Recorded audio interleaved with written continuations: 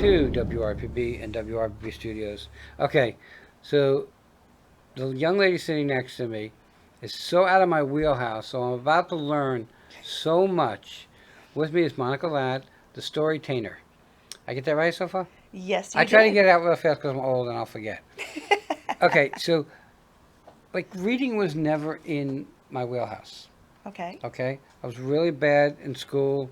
I remember we had a summer project to read a biography and write about it, and I wasn't going to do it.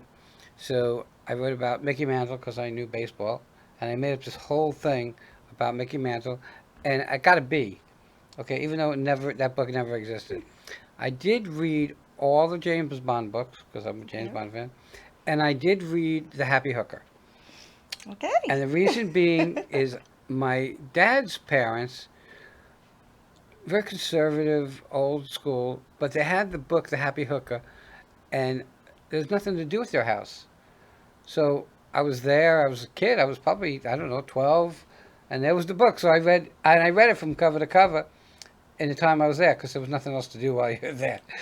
That probably consists of all the books I read. I did read Firewalker, which is a true story about a young lady who was brought up in a cult. Yes. Only because I dated her, so I wanted to know. Oh, It was okay. like it was Now like there's a it story. was like my guidebook for her. All right, so let's start from the beginning. First of all, how long have you been doing stuff like this? Okay. As the storytainer and a storyteller, I have been doing that for 22 years now. So you started at 2. You're very kind. I'm 54. Are you really? Yes, I'm Wow. 54. So, yeah, when I was working in the public library with children, and I heard about something called StoryCamp, which is the Florida Storytellers Association, and I decided I was going to go. I thought it was going to be one of these places where I would go and learn techniques on how to read stories to children. And when I got there, lo and behold, to my surprise, there was a whole lot more going on. As a child, learned tap, dance, theater, and Oh wow. everything, and I was involved in a lot of musical theater. And I did a lot of theater when I was in high school. So I was always looking for a way to bring that into my life. And so I was always, when I read to the kids, very animated. As I saw. Yes. You didn't see. I got to see. I can do some for you in a moment. But when I went to the Florida Storytellers Association conference, um, I learned so much about the oral tradition of storytelling and how it can educate and entertain people about cultures and business and so many different things. Um, it was for children, it was for adults, it was for anyone with special needs, learning disabilities. It was so exciting. I found out I could incorporate everything that I loved: music, art, history, culture, acting, dancing into one thing for me, and Right. that was storytelling. So So, what I my interviewing, I guess, kind of like storytelling, right? yes, But between two people. yes. That's Hmm. interesting. What's a storytainer? Okay, so what I like to do um, with a lot of my programs is I choose things that have either a cultural or an educational aspect to them. Okay. And that's where it kind of, and I add a lot of entertainment qualities because of my theater background. So if I'm performing something for children, oftentimes I might use a drum, or a guitar or a tambourine. I might sing, um, not very well, but I might sing. If you get the point across, I guess it doesn't matter. Exactly. A lot of people have heard a story that has to do with a hat seller. And there's a book called Caps for Sale. And parents read that often to their children. The original story behind that, Caps for Sale, is a folk tale. So to give you an idea, and this is for all of you to see what I do, he sells big hats, tall hats, short hats, small hats. Okay, so Okay. and I discussed this before we got on the air, but you don't use a book. No, Most people think no. storyteller uses a book Yes. because I related it because I didn't know to you got mail where Yeah. there was a scene there where she was reading to the kids. Yes.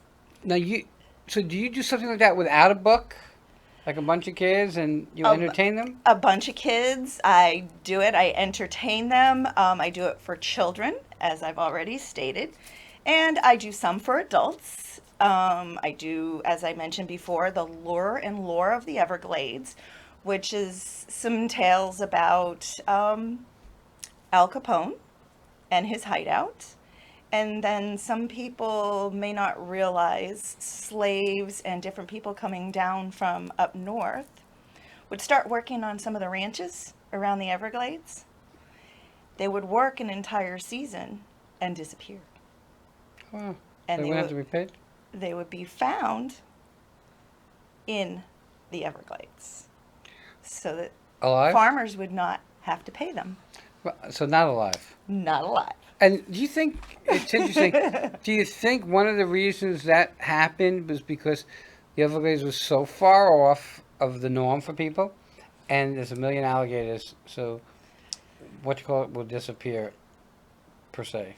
I think that is a huge aspect behind it, and they do have studies, stories, and history books that reference those things, and a lot of news stories.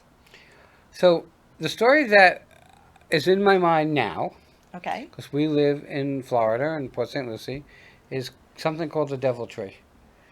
Yes, the devil tree. Okay. It's funny you bring that up. Okay. I had heard about it previously.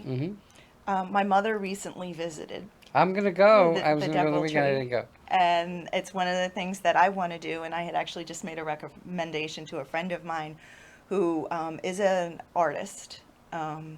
And she's getting ready to do a video. And I thought it might be a really cool area for her to do her video because her artwork does a lot of transitional things where it is. She paints and things like that. But I thought that would be the coolest place to do it. She found another one, but You have to. I can't mean, wait. the urban legend there is pretty interesting. Yes. And we live right here, and I've Mhm. lived up here for I don't know in this area for 10 years, and I've never knew. Don't touch the tree. So, well, some of the things I've read that they tried to burn the tree down, it won't burn.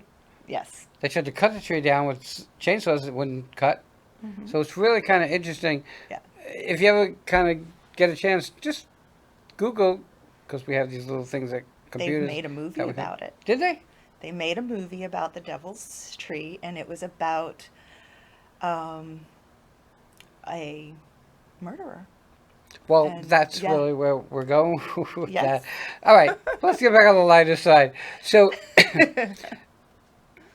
from what I've heard, and I don't really like to know too much because I want to learn as you learn.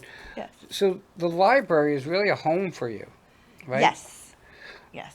Do you think that reading has kind of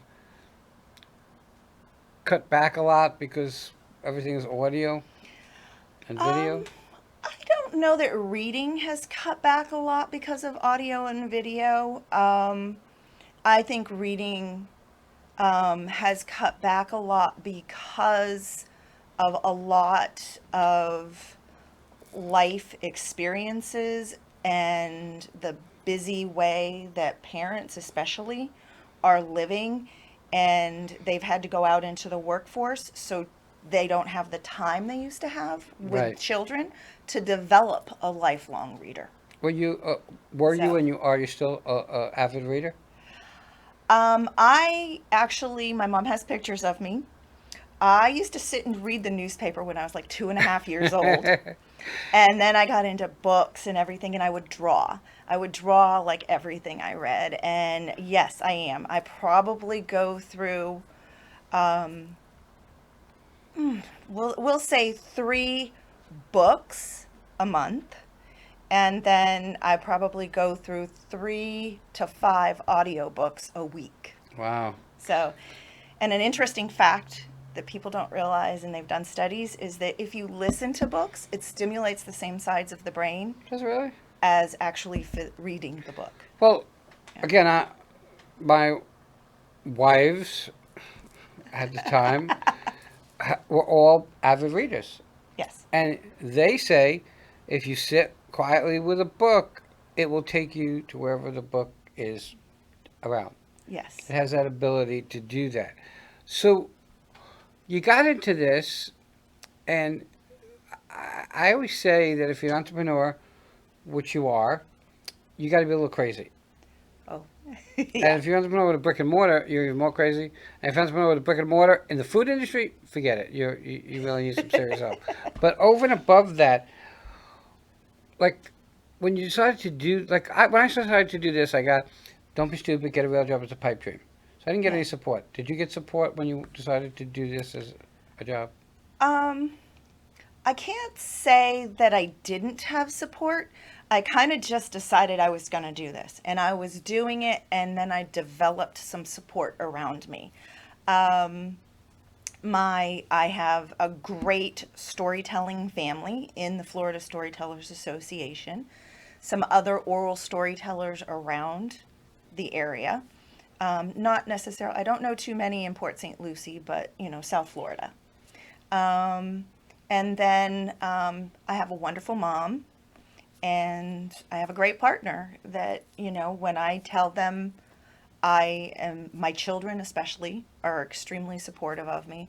Um, when I told them I loved doing this, um, they move mountains to make things happen for me. So how So old are your children?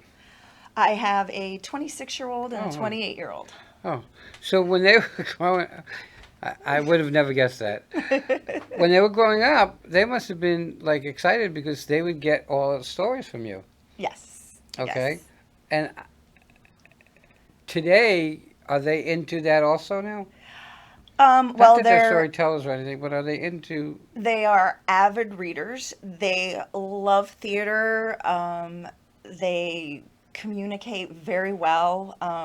They don't perform stories, but they love to sit around with other family members and friends and tell stories to them. Um, my eldest daughter, I worked for the state. I was hired by the state one year to do a workshop on integrating, it's the Florida Library Youth Program for the summer. And I was visiting we'll say about 1,300 librarians Wow. in different locations from Miami to Martin County. And it was just teaching them some integration and techniques and ideas for incorporating activities into the summer based on a theme.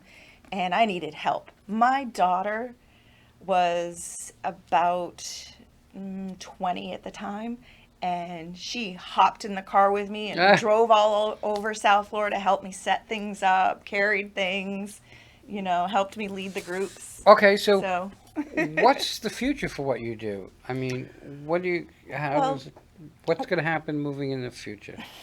what's interesting is oral storytelling has actually picked up over the last several years. Wow. Um, People have realized that there's stories in everything that they do. Marketing, as you're familiar with, there's stories in writing and television and everything. But people like to have that connection of a live person and someone they can talk to when it's over or ask questions, feel like they have a connection with. So it has picked up a great deal, and I am looking into possibly expanding my business a little bit and incorporating some friends that do some other types of art, and possibly developing a camp I'm particularly fond of and interested in the neurodivergent community, which is people that are on the autism spectrum or have Mm-hmm. ADHD or learning disabilities, because I have a daughter, one of my youngest daughter, who grew up on the spectrum. and developing a camp where we can work on their communication, and they can do that through storytelling, and painting and other art forms. This this company was built on theater and entertainment. Yes. Okay, so we didn't do any sports. I've interviewed tons of celebrities. I've seen almost every play. I get invited to all kinds of plays. And though I review them, I don't review. It's you got to separate yourself from your own thoughts when you Yes. review, because just because I didn't like something doesn't mean that you're not going to like it. Yes. So theater is amazing to me. Um, who's your clientele, like for what you do? Well, I work a lot with libraries, museums, schools, cities when they do festivals and things. And I occasionally work, usually it's a friend or somebody who might be a doctor, a lawyer, or a salesperson who wants to improve their communication skills with their clientele or their patients, and they're struggling to convey their stories. We're getting to the top of our time. Yeah, How do people find you? You have a website? I do. It is www.monicastorytainer.com. And you have a phone number. Yes, 561 8840. Okay, so it's really interesting for me because we, I think all of us look for a different restaurant to eat at, a different thing to do. Some people go bowling and it's like, all right, enough bowling already, or enough miniature golf, or this is something totally different. And I know Yes. that you perform, and I'm sure that if they go to your website, they'll see where you're performing. Yes. Upcoming, I will be at the Norton Museum on February 10th for the Lunar New Year. Everybody, check Monica out. Monica, it was a pleasure having you on. Thank you. We will be right back.